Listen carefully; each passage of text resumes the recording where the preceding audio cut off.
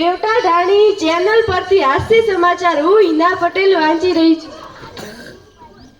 એક મકોડો દારૂ પીને બાઇક ચલાવતા પોલીસ તેને પકડવા પીછો કર્યો તે ફરાર થઈ ગયો।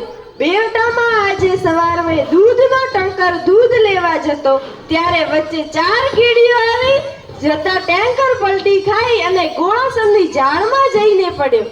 ભૂરાભાઈની દુકાન આગળ આવેલા પાણીના ટાંકામાં રાતે આગ લાગતા તેમાં રહેલા 4 દેડકાને ગંભીર ઈજા પહોંચી હતી, જેમાં સરકારને ખબર પડતા સરકારે તાત્કાલિક 4,000 રૂપિયાની સહાય કરવાની જાહેરાત કરી।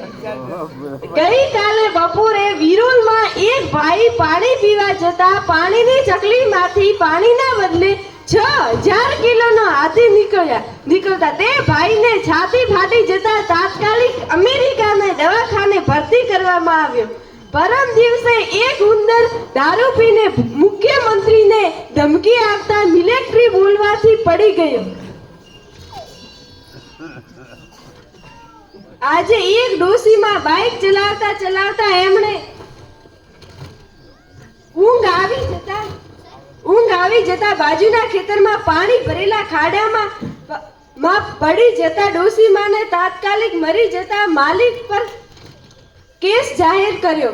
જે માણસો કુંભના મેળામાં ન જઈ શકે તેના માટે સરકારે ઘરે જ શાહી સ્નાન મળી રહે તે માટે સરકારે વ્યવસ્થા કરી છે।